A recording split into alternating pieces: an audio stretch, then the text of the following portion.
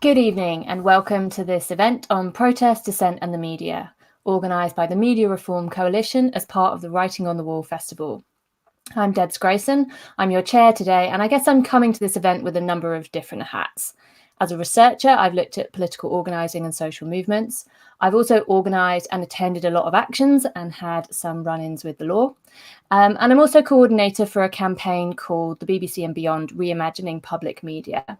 This is a new campaign from the Media Reform Coalition to try and reimagine what public media could or should be in the digital age. Today's event is one of a series that we've organised for the campaign, which will be feeding into a manifesto for a people's media that we'll be writing later this year. Our previous events have looked at international coverage of the COVID pandemic, trade unions and the media, and one last night on community media. Recordings of all of these are available on the Media Reform Coalition YouTube, and we will have more events coming up in June, so watch out for details of those on Media Reform social media. I'm just going to open by saying a bit about the BBC and Beyond campaign. This is a campaign about public media. What we mean by public media are media institutions that act in the public interest rather than the interests of politicians, wealthy owners, or big businesses. In some ways, it's an aspiration. We think that public media should be independent, able to hold powerful interests to account. They should be accountable, facing consequences when they do harm. They should be democratic, participatory and representative of diverse lives. And they should be for everyone, serving everybody's needs and accessible to all. We all know that most of the media we have today are very far from this ideal, and that this is often at its most obvious when they are forced to cover dissenting ideas, such as movements against police violence, or ones which suggest that the whole economic system has to change to avoid catastrophic climate change. In theory, the BBC and Channel 4, as our public broadcasters, should be independent, accountable and serving everyone, although they don't have obligations to be democratic. And I'm sure part of the discussion today will look at how we think they live those principles out in practice. But this is a campaign which is also about thinking beyond BBC, and our definition of public media is deliberately broad enough to include smaller independent media outlets, which are often the ones that most closely live out ideals of acting in the public interest, and which often give much fairer and more accurate portrayals of protest movements. This kind of independent media has flourished in the last 5 years, but often struggles to sustain itself. So our manifesto will also include ideas for how to support these kinds of projects. If you have ideas that you think should be included in our manifesto for a people's media, you can write them in the chat on whatever platform you're watching and also contribute via the BBC and Beyond website. Tonight's event is about protest, dissent and the media. When people head out into the streets, this often makes headlines. We saw that with last summer's Black Lives Matter protests and in the last couple of months with all of the actions around Kill the Bill. Yet if you've ever organised or been at one of these headline-grabbing actions, you'll know that the coverage rarely reflects what happened on the ground. At worst, there's been many examples of misrepresentations and outright lies being used to cover up police brutality. The strategy that the BBC used in the 80s to doctor footage from the Orgreave miners' strikes to make it look like strikers had attacked police rather than the other way round has been repeated in different forms by many other media institutions. But even when this coverage isn't wildly inaccurate, liberal media often deliberately promotes the kinds of reformist perspectives that they feel comfortable with and sidelines more radical demands. Des Friedman, who is part of the Media Reform Coalition, wrote an article last week in Tribune magazine about the history of The Guardian and how it was set up after the Peterloo massacres 200 years ago to do exactly this, showing that our frustrations with those kinds of institutions are absolutely nothing new. And there is another element to this, which is about the connection between protest and the cultures of dissent that protests come out of. Street protests and direct actions are often the most newsworthy bit of social movements. You can produce striking photographs and there might be spectacular moments of violence or property damage.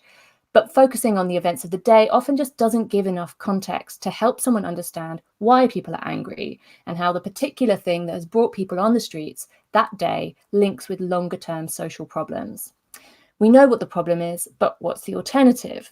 In today's event, I hope we can discuss not only the deep structural problems in the media that we have today, but also try to imagine the kind of media we would want in a society where protest and dissent are seen as a necessary part of changing the world. I hope we can discuss the complexities of trying to tell coherent stories about protest movements when they are often fragmented and full of internal conflicts. what it means for journalists to try and be balanced and impartial when reporting on protests and contentious political issues, and also thinking about how our digital technologies could be different, whether it's possible to imagine platforms where we don't have intense surveillance and where we can have a kind of dissenting culture without it becoming a space for really harmful behaviours and baseless conspiracy theories like we have today. I'm now going to introduce our fantastic panel of speakers. Each of them is going to speak for around 8 minutes, and then we will come together for a discussion. If you would like to ask a question, please add it to the comment stream on the platform you're watching on, and we will take as many as we can in the time that we have. Our speakers today are Anatasia Veneti. Anatasia is Principal Academic at the Faculty of Media and Communication at Bournemouth University. Her research lays at the intersection of media and politics, including political communication, media framing, and protests and social movements. Beyond the university, she provides consultancy for NGOs, market research companies, and political campaigns, and her work has been featured in international media such as New York Times, Foreign Affairs, and Dhaka Tribune. Then we'll have Cameron Joshi. Cameron is an organiser with Global Justice Bloc. He is also an organiser in the youth activist collective Our Future Now and youth activism officer at Global Justice Now, where he organises a growing autonomous youth network of groups across the country. Then we will have Billy Vitch. Billy is a 41-year-old photographer from Liverpool. His main focus in photography is live music, protests, and documenting working class life. He's a local historian, music producer, and writes and shoots for several music magazines. He's a socialist and humanitarian who wants to help make positive changes within the UK for vulnerable and marginalised people like the disabled, poor, BAME, gay and trans communities, as well as supporting immigrants and asylum seekers. And finally, we'll have Marcus Gilroy-Ware. Marcus is a writer and scholar activist who is focused on understanding how people learn about the world they live in through media. His work draws connections between a variety of fields, from political economy to psychology to journalism studies, to theorise the status of information in the late capitalist public sphere. He is senior lecturer in digital media at UE Bristol and author of Filling the Void and After the Fact, The Truth About Fake News. So let's hand over to Anatasia to kick us off. Okay, I remember to unmute myself first of all, so that's a success to start with. Hello everyone. I would like to start by saying that it's a great pleasure for me to be here, and I would like to thank the organizers for inviting me. So today's discussion on protest coverage and the role of the media is not only topical, but I see them as much needed. I would like to briefly share some observations from my own research, which primarily draw on Greece and the umbrella movement in Hong Kong. But I believe that, this kind of observation would be able to feed our discussion today. So my first observation is based upon my examination of the media coverage of the 2014 Hong Kong protest, the umbrella movement. And we examined two newspapers, the Chinese newspaper China Daily and The Guardian. Along with my co-authors, we saw the crucial role that national interest and geopolitics play in those media representations.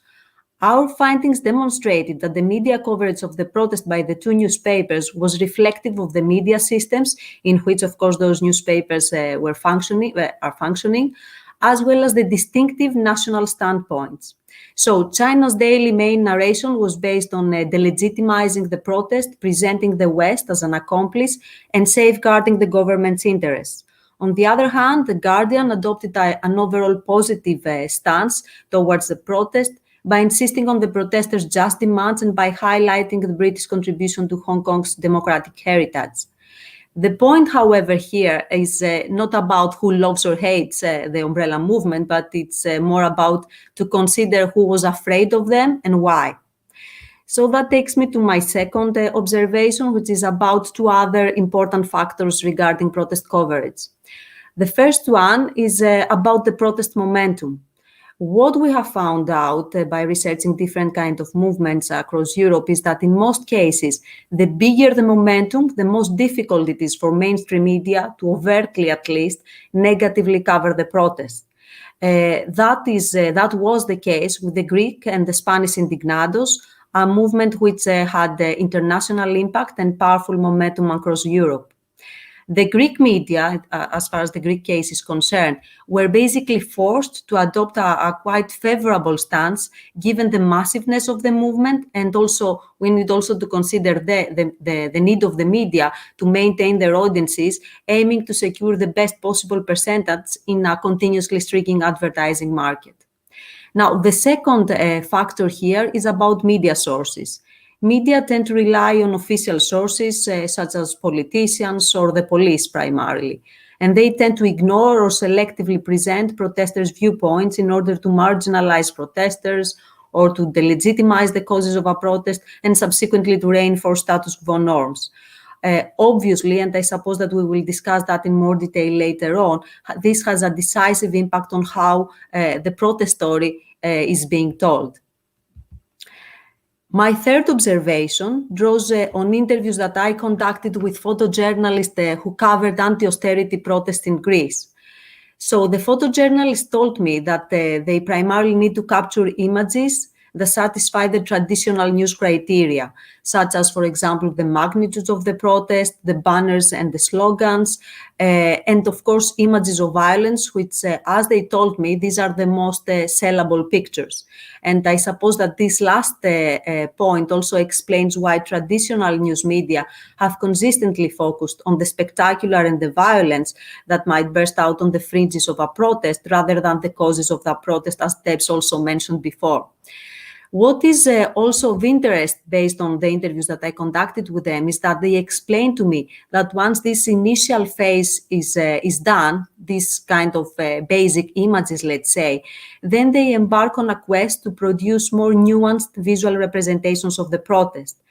In that, they tried to produce more humanized images, as they told me, by basically focusing more on the individual protesters rather than on the crowd.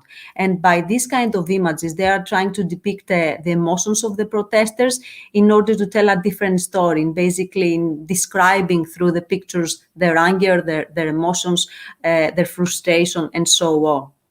Now, and this is another, for me, interesting topic of discussion, the extent to which this kind of photographic material is actually reaching the publication, if these kind of images are actually published, especially by the mainstream media.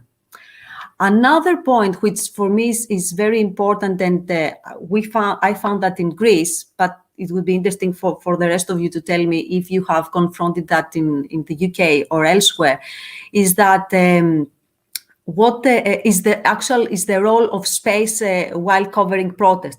So traditionally, photojournalists stand behind the police, or they are limited in general in certain places in order to carry out their photographic work. So after 2008, photojournalists in Greece were encouraged to mingle with the protesters, and that allowed them to produce new images, as they told me, images that could more accurately depict, for example, the heavy-handed tactics of the police, because now they could be from the place of the protesters photographing the police being more aggressive towards the protesters. Therefore, my argument here is that this kind of space affordances, the ability of the photographers to move around in the protest field, allows for new images to be taken, images that could basically divert from the casual focus on depicting protesters being the violent ones or those creating mayhem. Now, concluding this initial observation, these initial points that I made, with some proposals on what needs to be done. Obviously, many things need to be done, but for the economy of the discussion, I would like to pay more attention on two things in particular. The first one is about plurality, the need for plurality and inclusivity in sources, and by that I specifically refer to the need of having stories coming from protesters, so representing them in the news stories. And secondly, the role of alternative media, which again Debs referred to those, specifically because of alternative media capacity to offer a counter-hegemonic narrative that can challenge the commercial media industry and the political domination. And I believe that their role is becoming ever more important, especially because younger people tend to trust those kind of media much more than the mainstream media. Thank you. Thank you so much, Anastasia. And I think there's some real things to unpack there, maybe when we come to this discussion about, for example, the differences between public media, for example, public service media like the BBC versus newspapers, but also this question about how, are we imagining that journalists, the people producing the stories, are kind of a separate set of people to protesters? Or can we imagine a situation where actually these roles are much more interchangeable? And what does that do to the way that these stories would get told? Okay, let's hear from Cameron.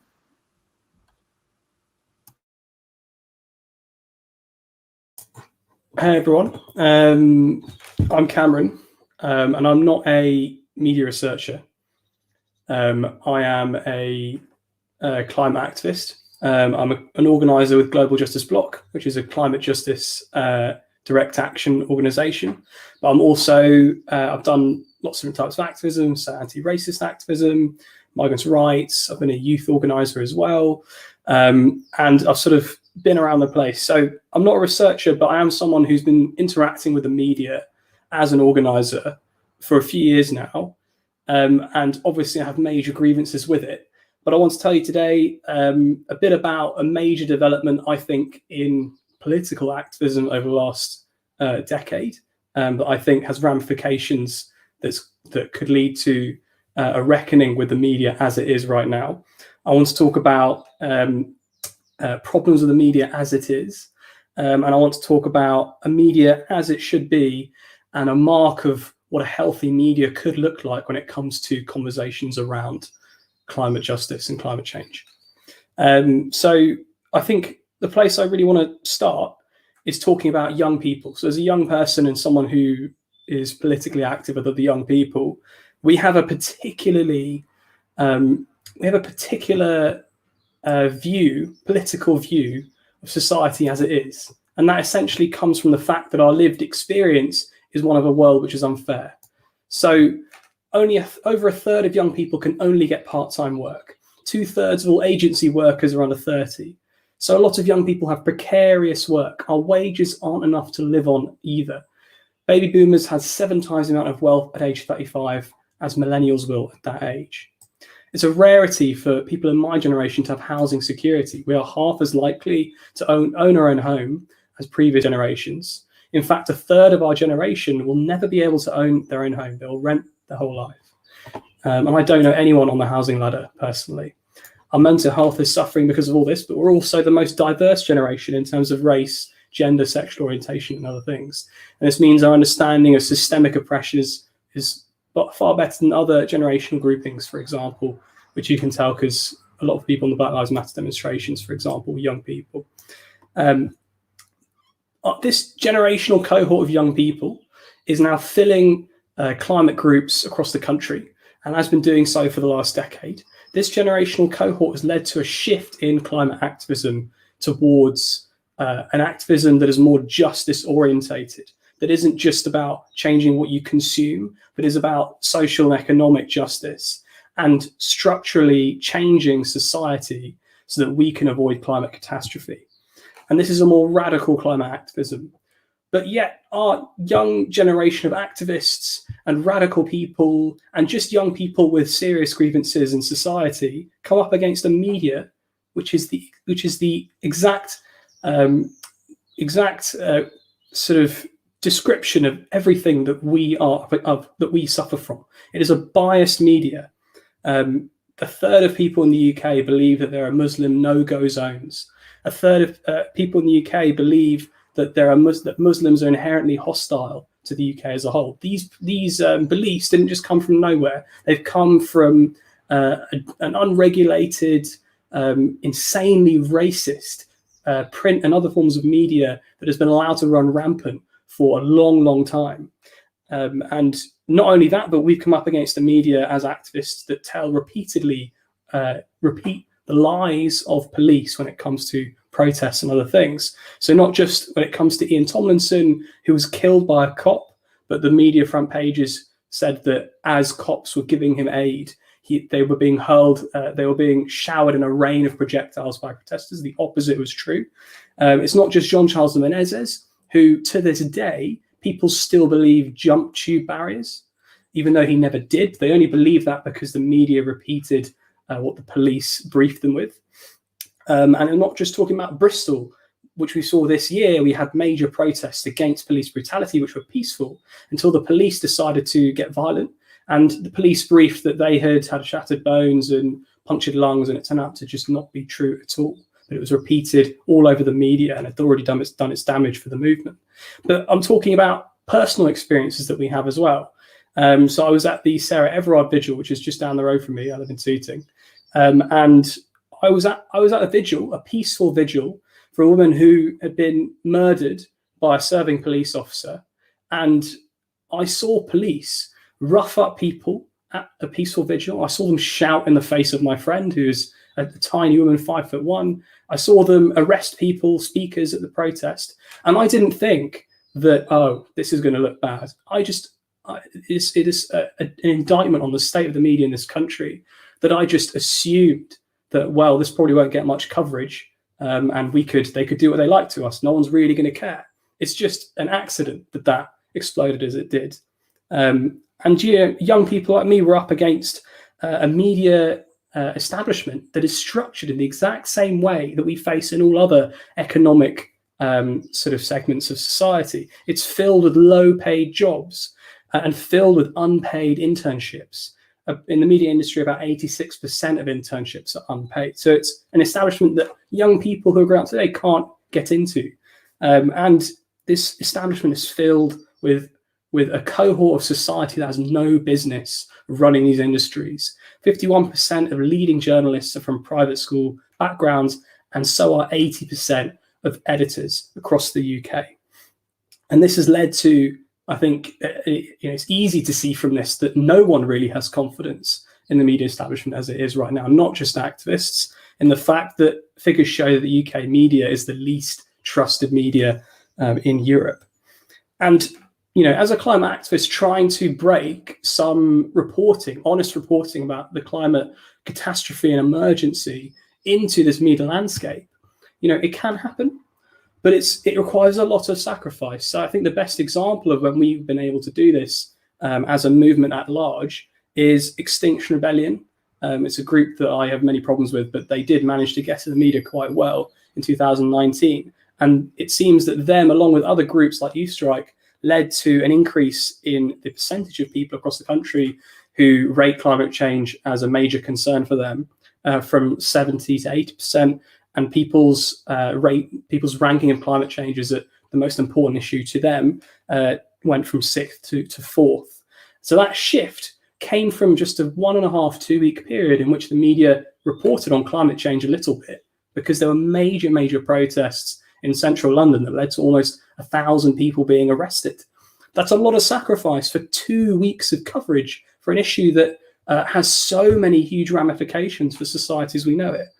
And we shouldn't have to do that to get a small amount of coverage for an absolutely enormous issue like climate change. We shouldn't have to do all these things to get our society to report on some of the biggest issues in our time with any modicum of unbiasedness and decency. So what kind of media do activists like me, do young people that I work with, what kind of media do and should we ask for? Well, I think we need a strong left-wing media as well as a healthy media establishment as a whole. So we need a left-wing media that can speak to ordinary people, something I can show to my family or to my friends who aren't left-wing and in activist circles. We need a left-wing media that also accessibly informs people the details of various issues, nuances that need to be known.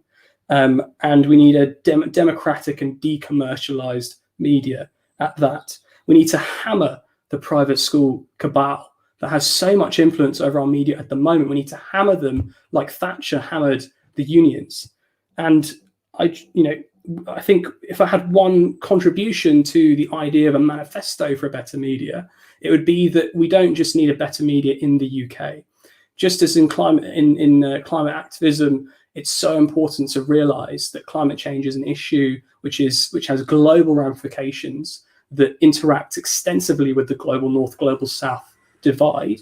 so does the media. We need to create structures that allow the blossoming of a fair and democratic and decommercialized media across the world, not just in the UK. And I think that's important to think of when we set up and think about these institutions. And I want to end with, as a climate activist, what I think the mark of a healthy media establishment would be. And when it comes to reporting on climate change, I think it's a media establishment that's able to report a nuanced picture of a future where we deal with climate change, which wouldn't just be this sort of potted out sort of half nonsense about how climate change needs to be responded to with individual consumption changes. And this is what climate change is all about, which is what we get in the media right now. And it's a symptom of how not up to the job of dealing with complex issues like this our media is right now. I want a media that is able to communicate to people the complexities of climate change, including the fact that the same people that are exploiting us, younger people and people across society, that control industries, that have a huge stake in the media, are the same people that are polluting the earth and want to leave us and our children in a dead and barren planet. And that dealing with climate change isn't about sacrifice. It isn't just about going without luxuries. It is a potential to look towards a much better world, because the problems and systemic issues that we need to deal with if we deal with climate change are the same ones that plagued us for hundreds and hundreds of years. Talking about systematic inequality, racism, and the global north, global south divide. And I want a media that's able to communicate this to people, to be able to shepherd people through massive structural change that we'll need over the next 100 years or so in order to deal with catastrophic issues like climate change. And that's it. Thanks so much, Cameron. And yeah, it's great to, really think about this internationalism, the necessity of an internationalist media reform movement, and also this, like, how does media reform become a kind of integrated part of other struggles and issues, and how do other struggles and issues become an integrated part of media reform? So it's not this kind of thing that exists separately from other kinds of struggles. Fantastic, thank you. Let's go to Billy. Hi, I hope you can hear me well. My name's Billy Vitch. I'm from Liverpool. Predominantly, I'm a music photographer, but have a strong affiliation with protest and with the whole socialist kind of movement things, although that's quite a loose term. It's really hard to even get into this kind of subject, I guess, because it's so complex. And since originally having the initial invite, I started to look at my own probably biases within the system. And I had to ask myself the questions about what is biased media, because I predominantly see myself as someone, when I'm at a protest or a march, and as a photographer, I predominantly see myself as a protester as well. So I'm generally covering things that I'm emotionally invested in. So my objective to report that through photography can definitely be tarnished. Take Black Lives Matter march in Liverpool, for instance. My personal motive and agenda was to paint that in a good light. To be honest, I don't think there was any way to paint it in a bad light because of what the cause was. But then through other media outlets, we did see that it was reported in negative lights. In Liverpool, I didn't see any of the stuff that was reported nationally. I didn't see any of the violence. We didn't see any clashes with the police. We didn't see any real anger or resentment towards the police in general. And it was quite a loving, community affair.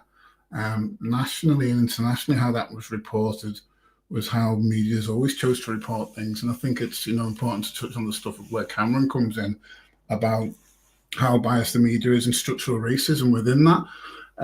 If you look at a report of a black man committing a murder, predominantly one of the main headlines of that are going to be, it's going to be a drug dealer or a gangbanger or a criminal or a thief or knife-wielding maniac or terrorist, where on the opposites of that, initially, before reports come out properly and we know what the story is. If a white person commits a terrorist act, it's initially said, white. It's not even. I don't even think a lot of the time the race doesn't even come into it. It's just man has attacked XXX, and then later on we find out through the news.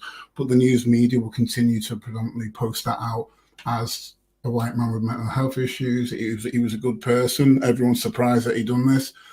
On the opposite scale, it'd be an extremist Muslim, psychotic black man, and but no one's, people like us, we're familiar with this story, and what I find terrifying is the reach now the media has, and I think that's predominantly down to things like social media.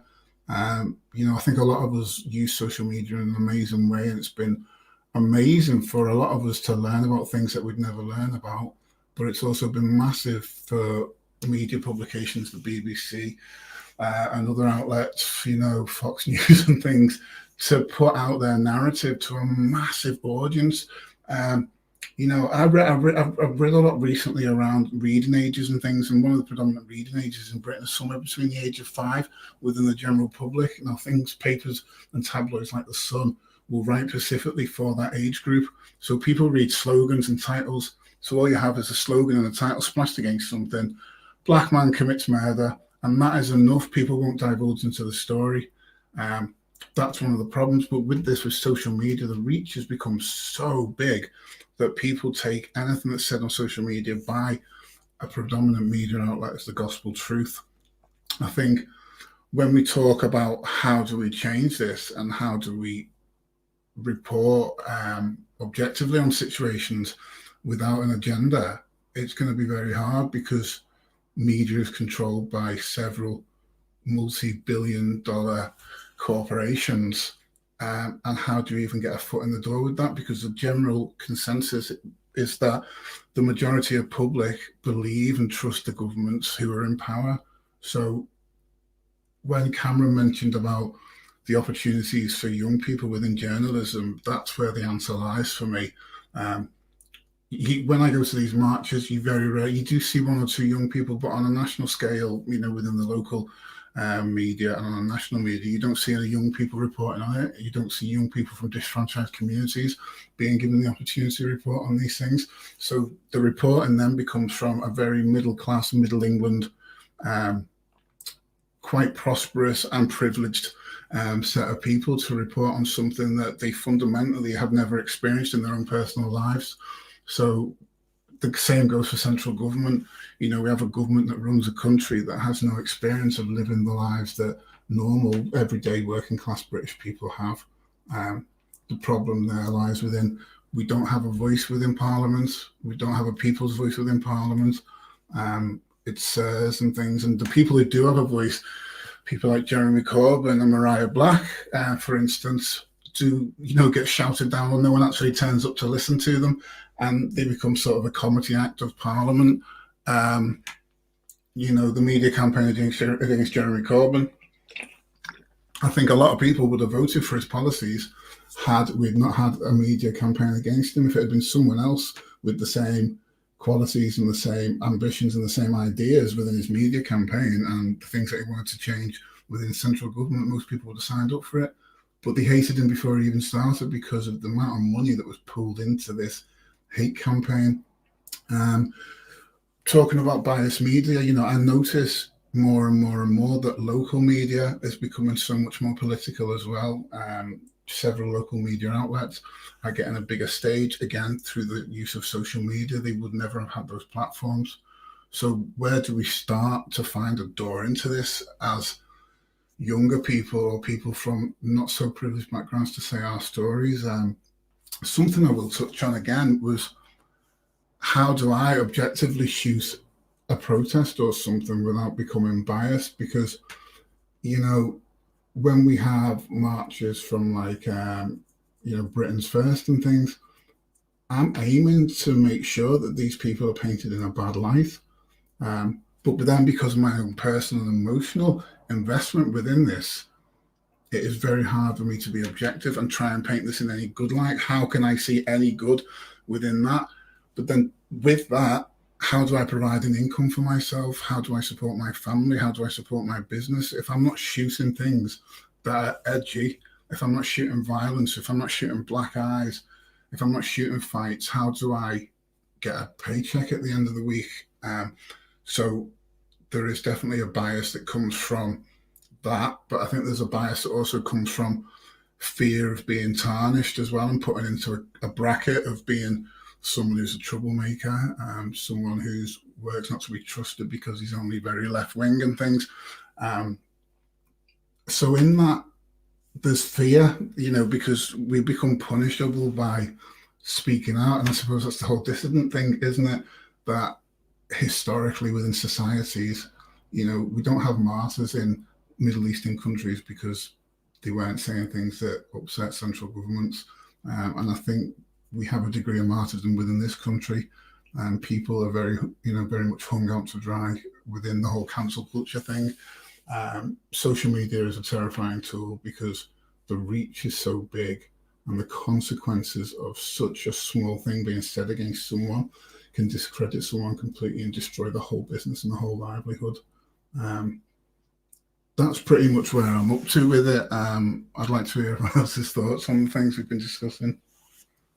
Yeah, I think it's really important to have that perspective of a working journalist, and thinking about, you know, when we think about non-commercial media, are we also still imagining like a professional journalist role, or do we also need to be imagining, you know, if you have a universal basic income, or you have ways that people aren't forced to rely on their employment in these ways, actually that's what creates the conditions that mean that journalists actually have real like editorial freedom and autonomy. How can you have that autonomy when what you're trying to do is sell your product to a commercial media sector? Yeah, we can come back to that in the chat. Let's go to Marcus. Well, firstly, I want to thank the organisers for inviting me. Even at this late stage, it's a real honour to be, I would say, be here, but I'm not here with you. But anyway, to be involved in this, so thank you very much. And also props to all my fellow panelists for really interesting contributions. It's been really interesting to hear about your work and hear your takes on things.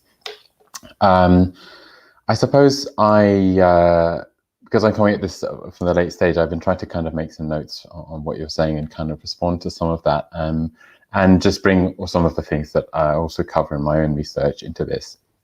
And I think, so one of the really interesting questions for me, kind of teaching and researching media, but also kind of, you know, being able to see the pretty sorry state of the country and of the world, the things that are happening in Palestine, the things that are happening, you know, in so many other places as well, and the way that those stories are being told, and just generally the kind of sorry state that you know, of those issues and the kinds of things that people are having to live with. The really interesting question is, you know, to what extent do better media make a difference, right? And of something that Cameron sort of mentioned in his presentation as well there. And I think that this is a really interesting question because obviously we're so surrounded by, you know, bad media in some way, media that leave us wanting, that leave us feeling aghast at how one-sided the story is being told, media that leave us kind of really angry at the way that protesters in, you know, Bristol or wherever being represented, or there's so much kind of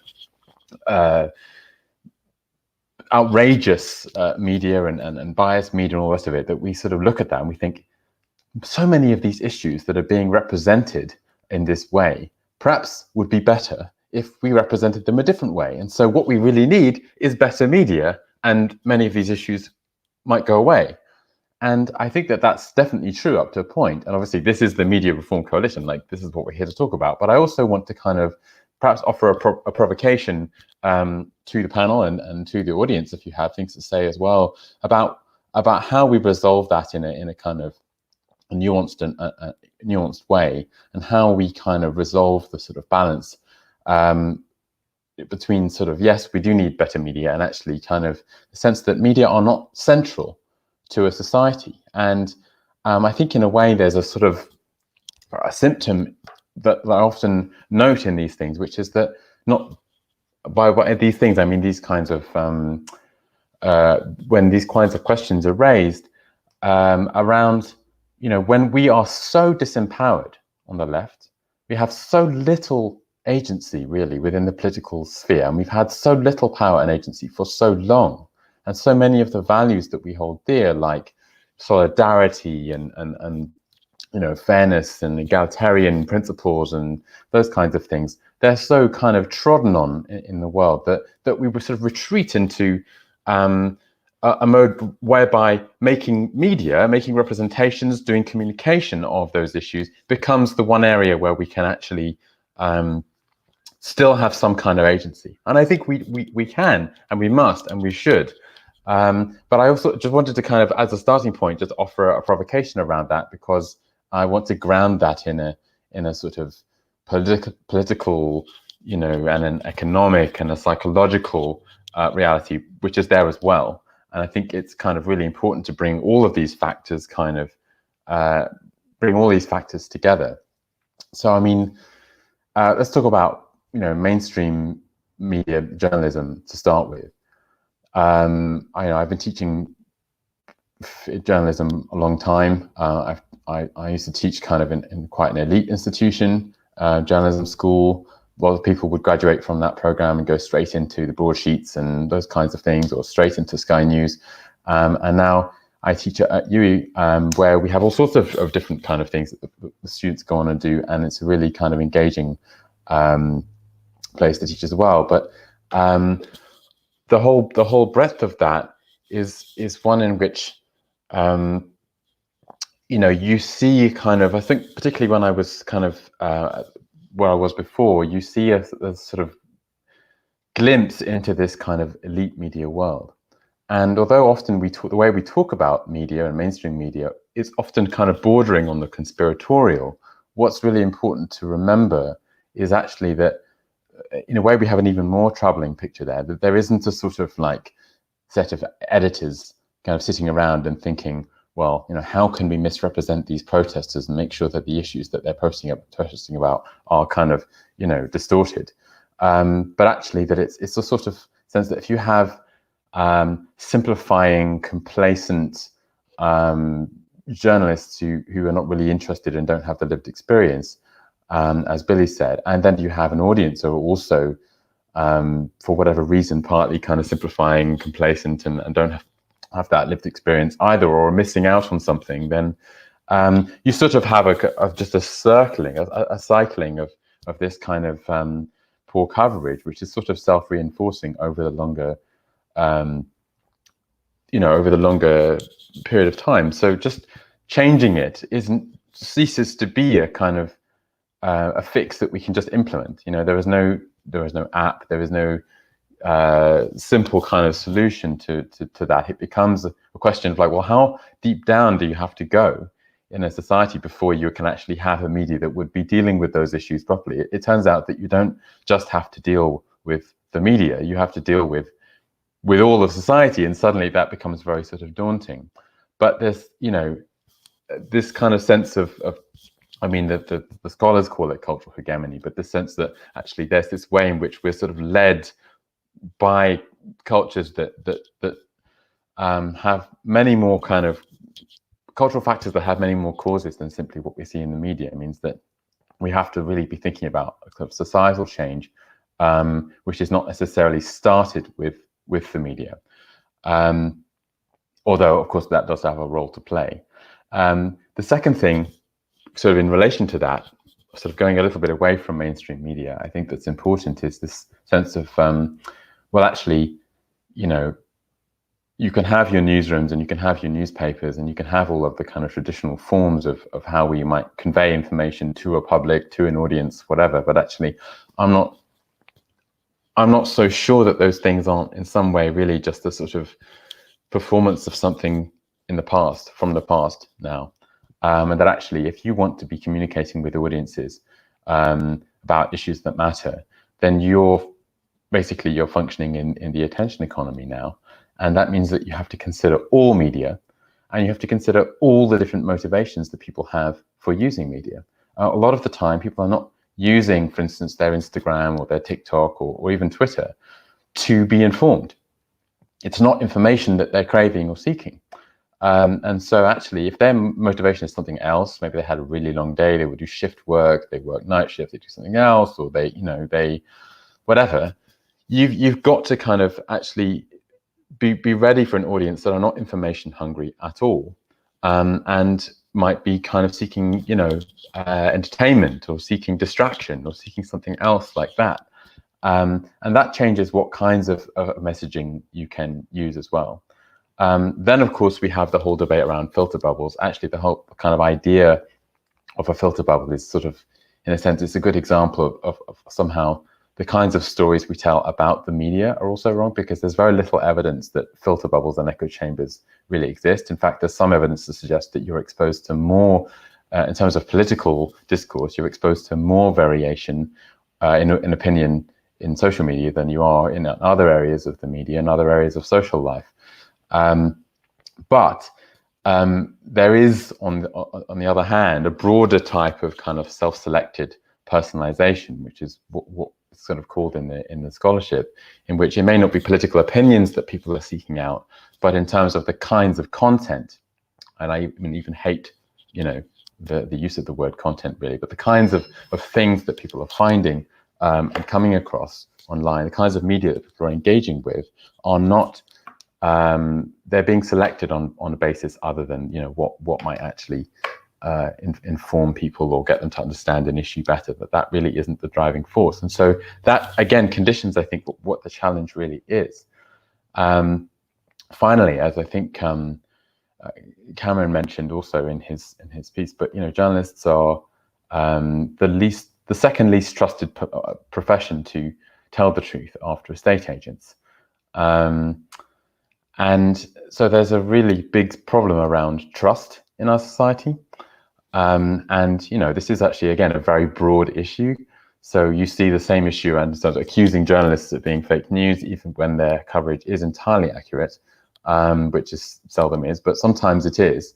And places like the Bristol Cable, or, where they really are motivated by all the right things and are trying to do their best to create really great journalism.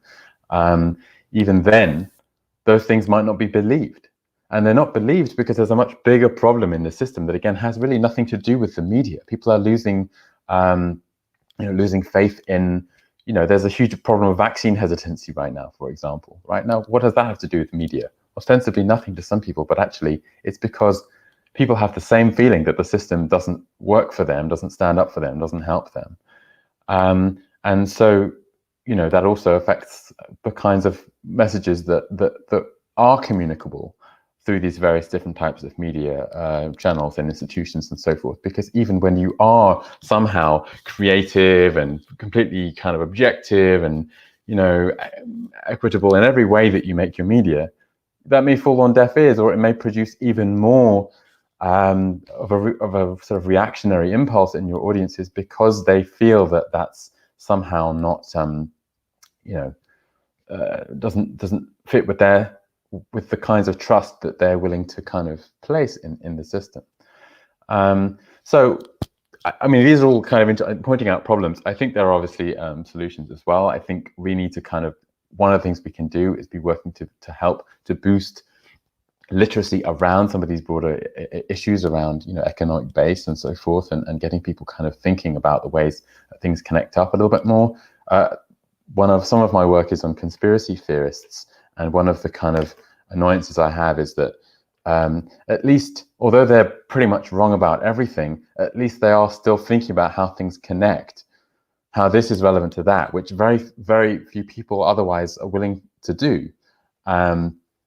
So there's kind of forms of literacy around that I think that we can sort of that's partly things that happen in the classroom, that's partly things that kind of happen, in the media, it's partly things that happen in sort of other spheres, that sociologists and others have talked about for a while. But I think this sense of literacy around the kind of workings of the systems, and it's not the same as transparency, because it's active, and you're getting people to really kind of build a stronger, more accurate kind of map of how things work. And get to care about that and be kind of invested in those things. I think again, especially on the left, to go on to a second point, I think one of the things that we don't often do enough, because we know we do have the moral high ground. I do believe that. I do think that we are on the right side of history. And I don't think it's kind of, you can almost say that that's an objective viewpoint at this point, because, pretty much every major political issue, at least of the last few decades, those are the things that, we've been right about all of them. War in Iraq, what should happen after the financial crash, how should the NHS be kind of invested in? Well, COVID certainly proved us right about that. We've been right about everything, but that doesn't matter by itself unless you are willing to engage in some form of tactics and know that just banging the drum about your own moral superiority isn't a tactic. That's not tactics. And so we have to get a little bit more clever about how are we going to communicate these things in a way that is going to be heard, understood, and absorbed in a way. And just to finish off, I don't know how long I've gone because my phone went to sleep, but I think there's really one of the other kind of issues here, and again, a number of of my fellow panelists talked about this in their presentations, is the question of value. It sort of happened very stealthily and very quietly, but in the last 40 to 50 years, our society has been completely reorganized in terms of how we evaluate the value of things, right? How we determine what is valued and what isn't. And we've increasingly brought in the logics of markets in order to determine that, sort of quantification-based understandings of value that can be traded and exchanged in some way. And that means that things like solidarity, things like true love, things like fulfillment, things like, all these other things are sort of either gone or devalued completely, or they sort of exist still, but in some haunting form that is not actually kind of very real. We're sort of hungering for them, and we know that they're there, and we may even know that they have value, but they're not actually kind of around anymore. And I think that truth is one of those things also. Again, it's a bit of a complex notion, but one of those things that certainly, what the truth doesn't really, in a way, matter to a lot of people, because the cost of being wrong is a very trivial one. So I'll leave it there, but I think that there's some interesting things we can do around building institutions and building that literacy and conditioning the imagination to kind of, solve some of these problems in a much more holistic way. Thank you so much, Marcus. And it reminds me of our first event back in March. We had Clive Lewis, and he just said something that has really stuck with me of like, well, we can start with the media, or we can start by saying, well, what kind of society do we want to have? And then what would the media be for if we had that kind of society? And that actually kind of reframes the question. So you're not just tweaking with what we have and actually trying to be more imaginative. Okay, great. So just to recap for anyone that missed the opening, this is Protest, Media and Dissent, part of the Writing on the Wall Festival. It's an event from the Media Reform Coalition, and it's part of our BBC and Beyond campaign. So we're now going to come to a discussion. We've been harvesting questions that you've been asking across the different platforms that you're watching on. We will try to come to as many of them as we can. There's a few coming up on the screen now. And I think just let's start with the BBC, and then we can go beyond the BBC. So we've got a few questions around it. Someone has said, isn't the BBC pretty even-handed when it reports protests? Another has said, how can the BBC report on protests fairly when it is an arm of the state that people are often protesting against? It's Tom D. Rogers. And then another question saying, do panelists think the kind of journalists the BBC have, the kind of people who would even understand why people would protest? So I suppose maybe, some kind of, can answer any of those questions, or it's like, do we, and there's also a really interesting question here saying, where is it? Is public media ever going to be dissident, or is it always going to be establishment? Which I think is such an interesting question. And so maybe if you could reflect a little bit on, like, is the BBC ever going to be the kind of institution that can, that can tell these stories of, why people are dissenting, why people are protesting? Do you think that there are changes that could be made to that institution to bring it more in line with the kind of media we want to see? Or is it kind of bun the BBC time?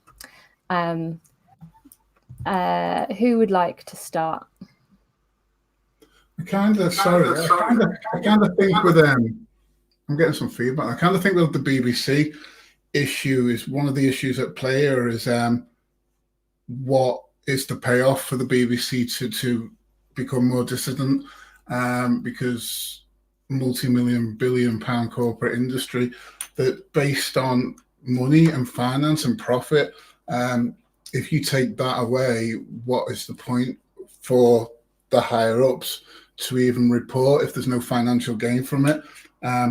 So incentives are a big issue, I believe, for people reporting things. I mentioned it even about myself personally, that I have when I'm going out to shoot something, I have an incentive because I need to put food on the table and pay a wage, so I can become maybe, a little bit stunted on what I'm going to shoot because I'm going to shoot something that's going to pay me. And I think that's very much the same with the BBC and things. Unless you can make it pay for them in general, I don't see that the motive they'd have behind it to change is not sufficient. Unless it was an act of parliament that was changed where it became some kind of law to be reporting more impartially. But then how do we even start a movement to create that ruffle within parliament? Because if you look at parliament in general, when things like this are discussed, you get two or three people turning up to listen. So that's where it all has to start. And unless people are going to be in parliament to listen and to discuss these things, no one wants to know. I think the left in general is very seen as a mockery within media and we're laughed at, although I think they believe we're very dangerous to them. And that's why we're portrayed in such a way that we are laughed at and we're seen as tree huggers and, snowflakes and things, because it just keeps us stumped down. So for me personally, I don't see much change coming from the BBC. I see the change within the young people that Cameron mentioned before, and myself mentioning about the change is coming. It's coming. Young people in this day and age haven't got time for this kind of rubbish anymore. They're a lot more open, and I think they're suffering a lot more, as with job prospects of not having housing prospects. And as they get older and they become the adults who are going to start running this country and be the force behind the change, I think it's the young people where the change comes from, but that's going to take 15, 20 years. I don't see anything immediate changing, sadly. Cameron, do you want to come in on that? Yeah, on the question of the BBC, whether it could be dissident, I think that, so the media as a whole obviously is a reflection of the power of different groups and society at large anyway. And I think that there are ways to make BBC like a more even-handed and also dissident source of information. But it would mean having a BBC that's really structured to be more heavily rooted in communities. So I think local reporters across the entire media as a whole, numbers of them have reduced massively over the last few decades. And I imagine it has something to do with corporatization of the media. Same's happened to foreign reporters as well, which led to a noticeable drop in people's knowledge about issues in other countries. And I think, basically, I think there are a number of different things we could do to the BBC. So there's also audience or like citizens panels, and they're the ones who commission and decide what's on the BBC. I think that's an idea promoted by Tom Mills, who's written a good book about the BBC. There's going to be a number of ways that we can restructure the BBC. But as I mentioned, it's about power in society. So we don't just need to come up with ideas about how we want to restructure the media, but we want to organize institutions, movements, and all sorts of networks that allow us to build our power in society and challenge the people who want to take the media in a massive rightward direction, I think. So I have a question about digital technologies. This hasn't come from the crowd, but I think there's something so important there about, you know, what you were saying, Marcus, and you touched on it as well, Billy, of the thing that's different about these digital technologies is that we're not just going to them for our media. We're also they're how we're arranging our work. They're often, you know, how we're generating money. That, you know, there's this way that these technologies are very central to our lives. And like you're saying, Marcus, the amount of that you might go to them for actual information is might be in a minority of that engagement. And I wonder if you, Anatasia or Marcus, have ideas about public digital media. What could that look like if it was non-commercial, if it wasn't taking all our data and selling it to governments or large corporations? And how would that change the kind of cultural space, the space for dissent, compared to what we have today? Anatasia, do you have thoughts on that? Yeah, just to clarify, what exactly do you mean by public digital media? Are you referring to community media, for example, or are we talking about the same people being in the public service broadcaster running a digital platform? Yeah, I mean, I suppose what I mean is, for example, in Taiwan, they have publicly owned digital platforms that are not there. They don't have the same funding model. They're not funded by advertising. And yeah, I mean, in a way, you might be talking about the plans for a British digital corporation that have been proposed. And obviously, there's these problems of like, well, if it was a part of the BBC, it would face a lot of the trust problems that the BBC did. But yeah, maybe that's part of your answer. You're kind of saying, well, if you don't trust the state to create a public platform, you're not going to trust the thing that is created. Yeah, it's the problem with the public is that, I mean, it is directly affected by who is on power. So, I mean, in most cases and in most countries. So that's why I'm a bit, hesitant regarding that. I very much believe that in digital platforms like alternative media, who run their own websites or different kind of media on these digital technologies, and I mean they are doing a great job. From my research in Turkey and in Greece, for example, we found out that, as I said before, they are offering new narratives. And in many cases, and that's for me very important, they have managed through the stories that they are presenting, telling the story of the protest in a different way. They have been very successful in changing the discourse. And in most cases, in many cases, discourse that is coming from mainstream media or the public service broadcasters. And this is where, for me, lies their power of the alternative media. As far as your question is concerned, to be honest, I'm not very optimistic about that. I'm a bit hesitant because most possibly I would say that the question here lies on who's gonna run this public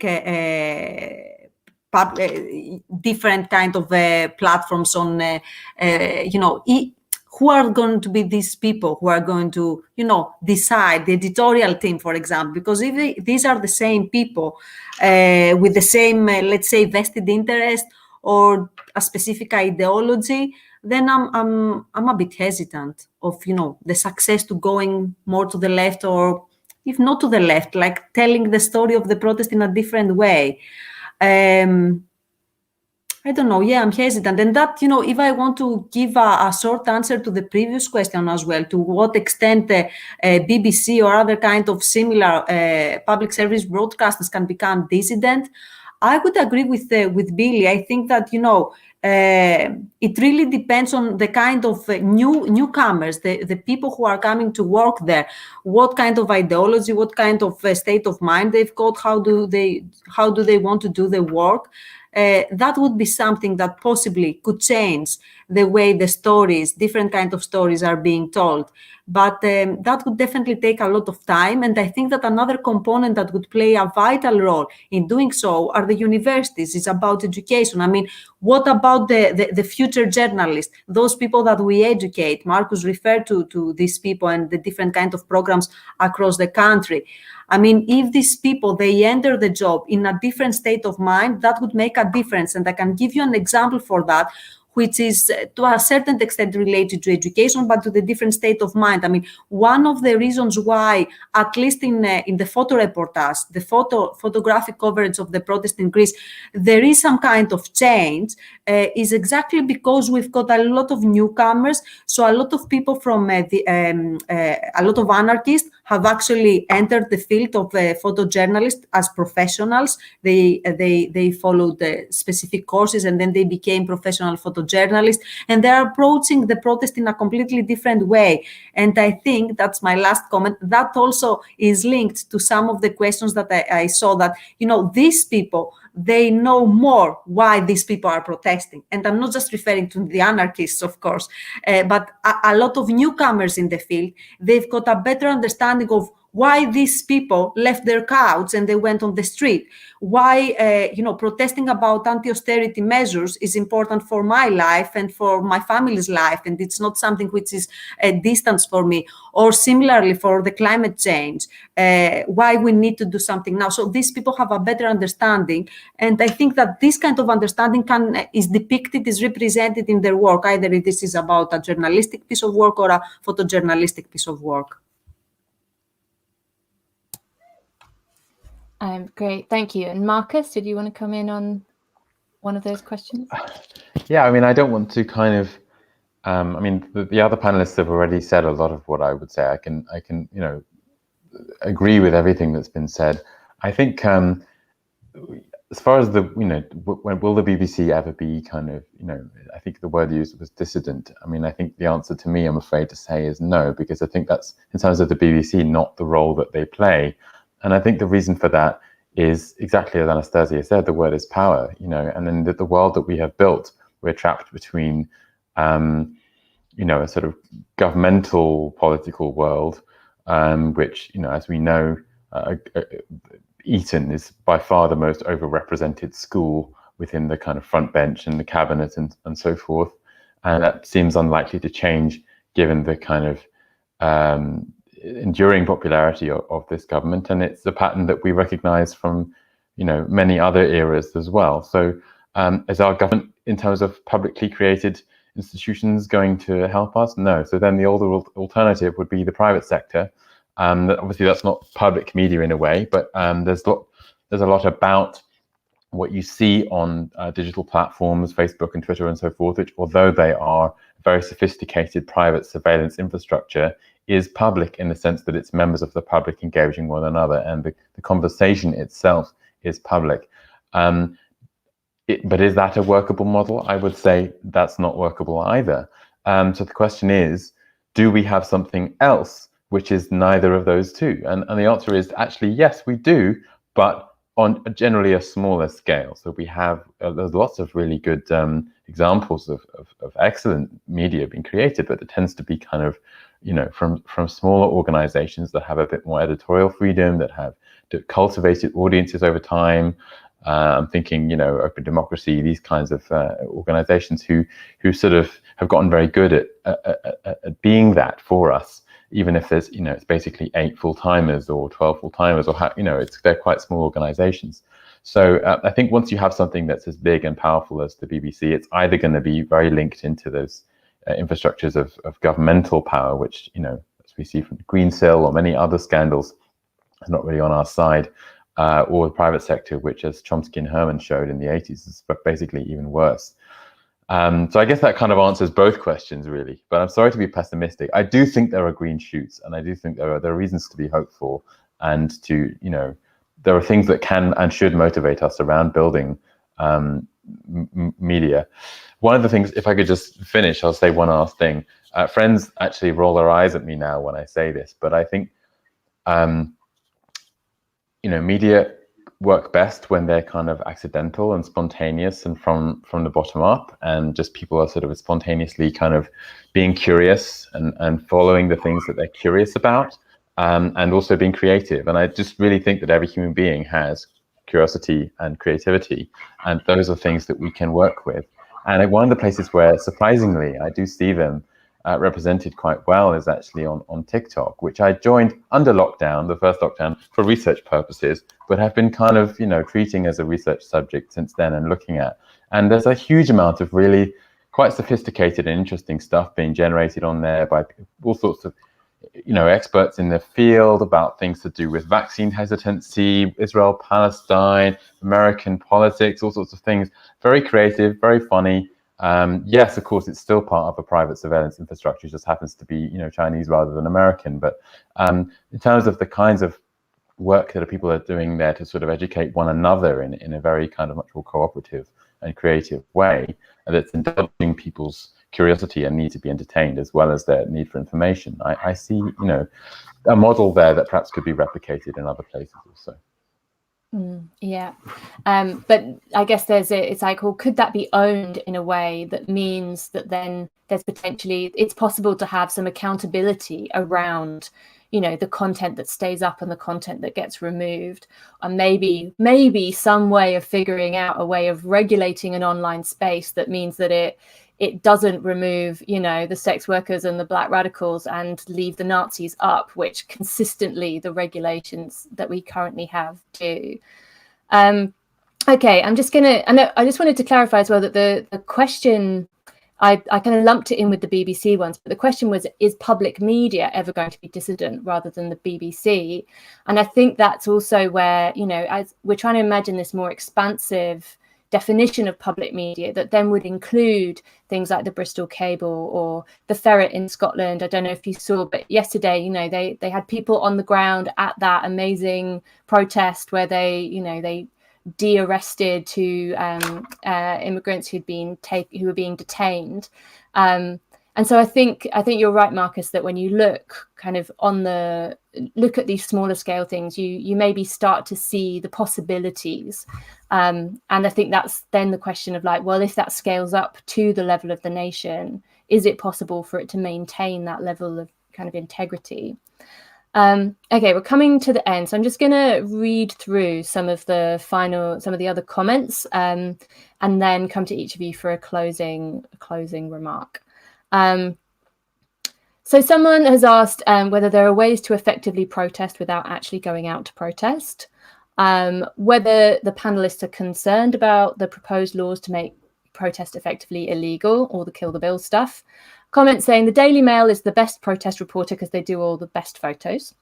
A question about how panelists feel about the police, and if your experiences have made you distrust them.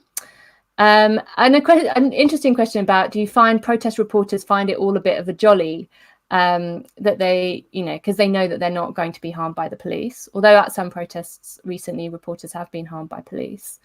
A question about how consumers can be encouraged to adopt a more critical stance towards media, and a comment about the fact that the spread of baseless conspiracy theories is inextricably linked to the void of trust of traditional institutions such as news media and governments.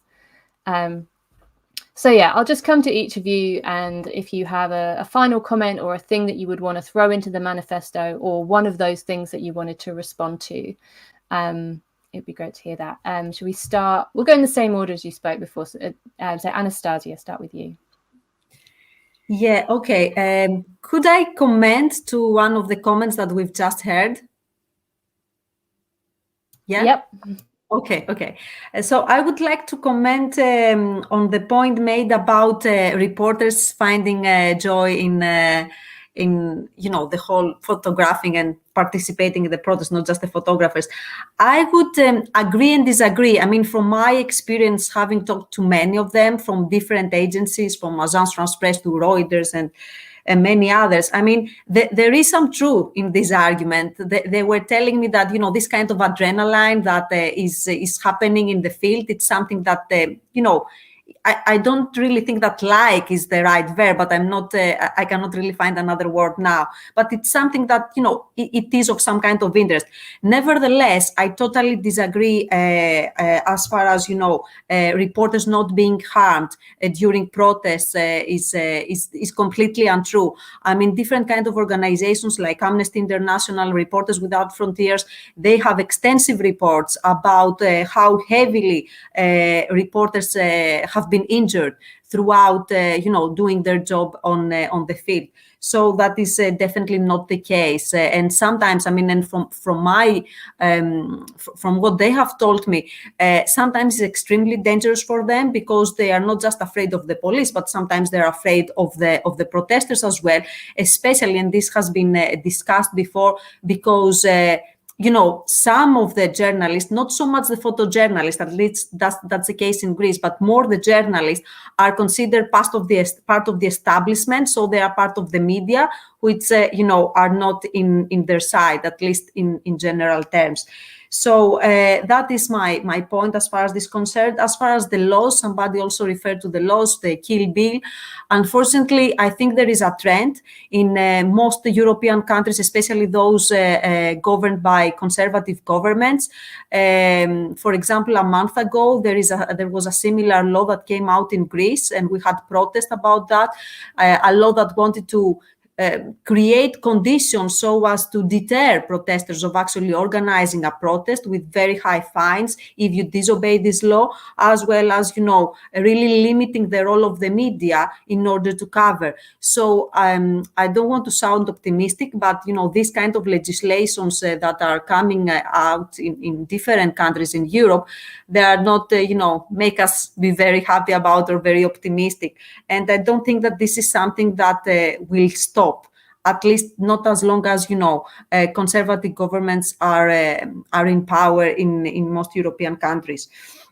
So to conclude, I mean, as I said before, I think that, the newcomers in the profession might be able to change how practice is being conducted. Of course, that will take a lot of years, so it's not something that it's a direct thing that we will see, but it's something that we can consider. I mean, our own role as educators as well, researchers, or people that are participating and would like to inform people about what's going on in the society, that would play a role, because, and that links to what Marcus said at the beginning. If the society changes, if we change, then that will create some kind of pressure for those organizations to somehow change. I don't really think they become dissident, but they can at least approach some kind of that.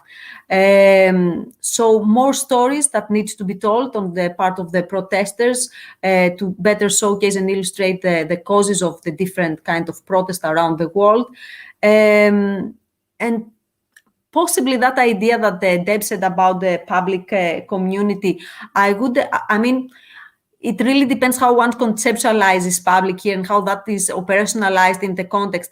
I believe that if there are different kinds of communities apart from the alternative media, which again, it's a concept that has different kinds of definitions. But I think that, the idea of producing, of creating community media where people can also be more active and participate with their own stories, that could also, create some kind of diversity. Of course, that is a very small scale, but still, I mean, as I said before, alternative media have the power and have proved that they've got the power to change the mainstream media discourse, and that has happened in many cases very successfully. So possibly some kind of community media can also add to that. Thank you so much, Anastasia. Cameron?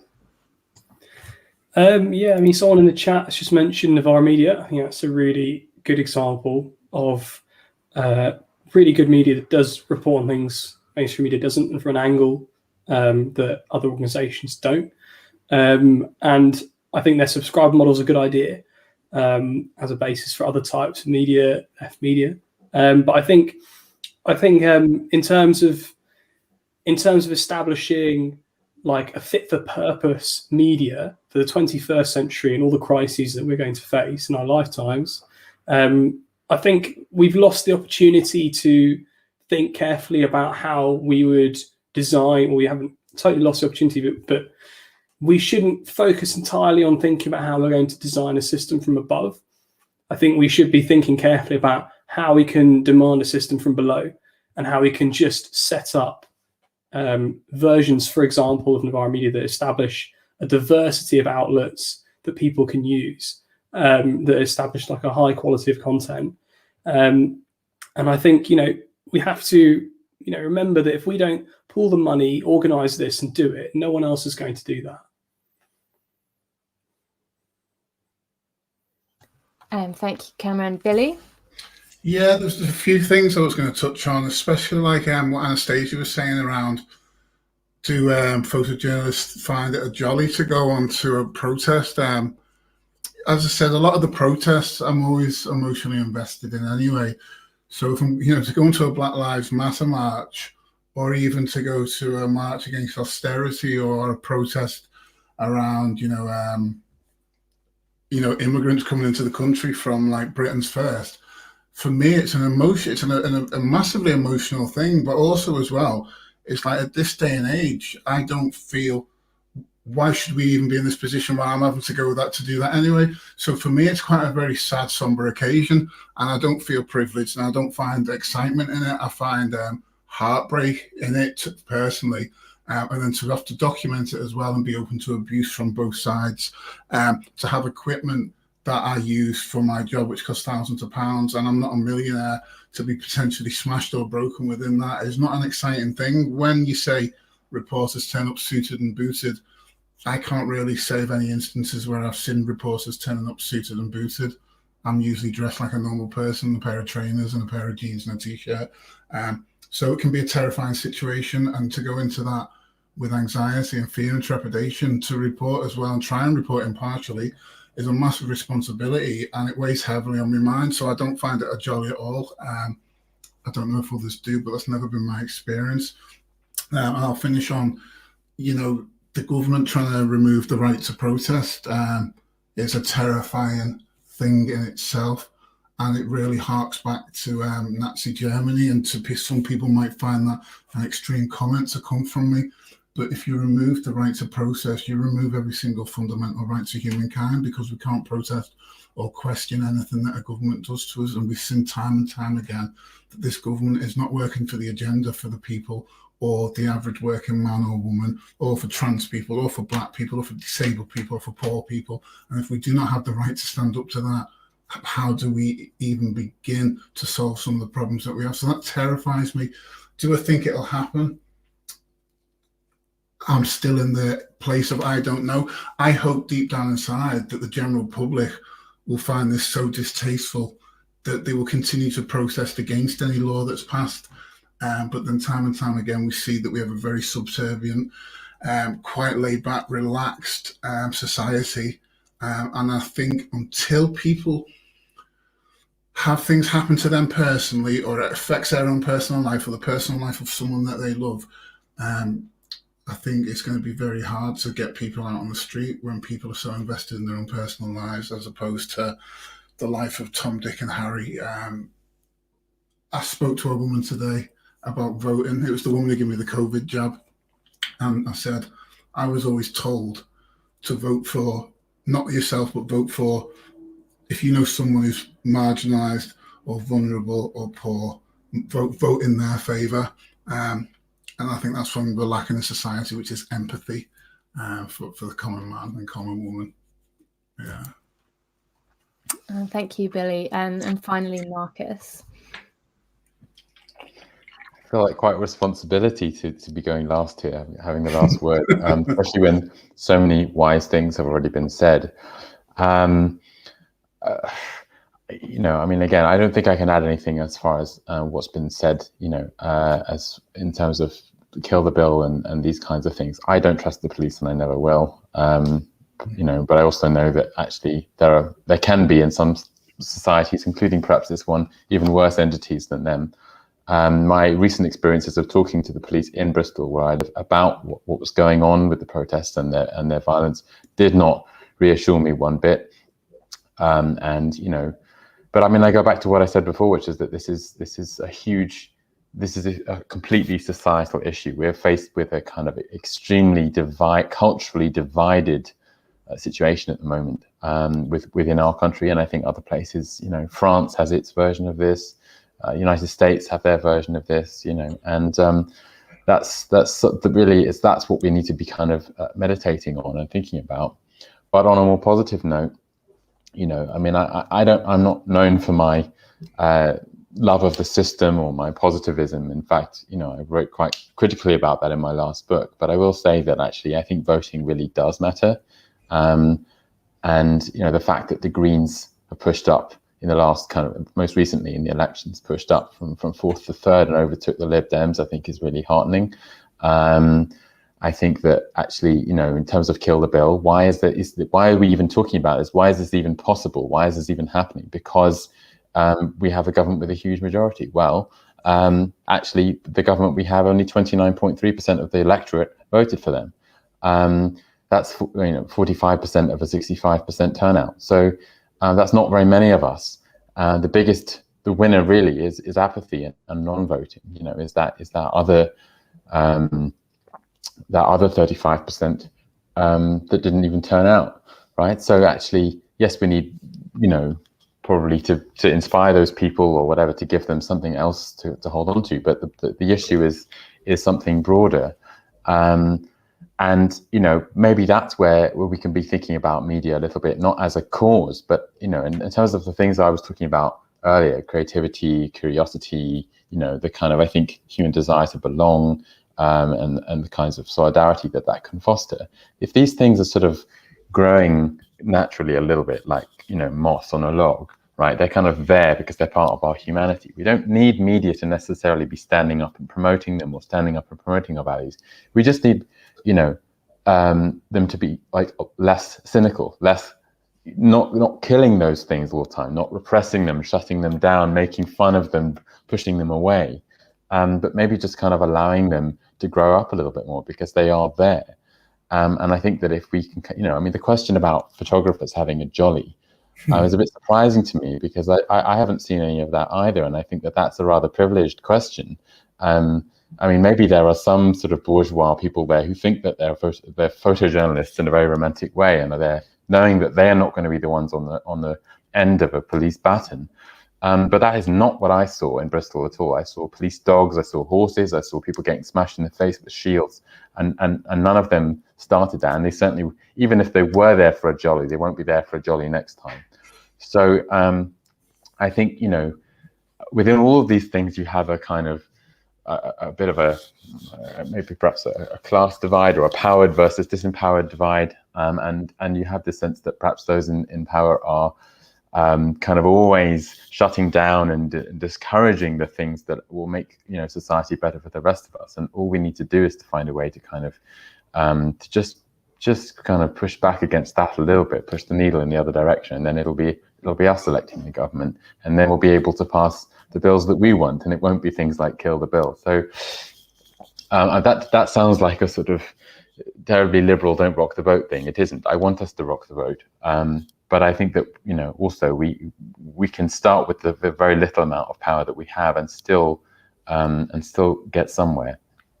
So work together, start institutions. Remember that you can't do it on your own. Build as much as you can with other people and be as creative and spontaneous as you can. I think we will get somewhere with that. Okay, thank you all so much for those thoughts and contributions. I agree. I think there's been a lot of wisdom tonight. And thank you to the audience, everyone watching. Thank you to those of you who have stuck with us, even though we've run on a little bit. I just wanted to say quickly, this is a campaign which is about trying to engage constructively with the BBC. We haven't had anyone from the BBC on this panel. We did try and get someone from a broadcaster to join us, and that wasn't possible. So if your perspective on some of the conversations have been that there's been too much criticism of the BBC, and you think you've got great ideas for how the BBC can be, transformed into the thing that we need, then please do contribute to the manifesto on our website. And finally, yeah, just want to say another big thank you to our panelists. Thank you so much for giving up your time this evening.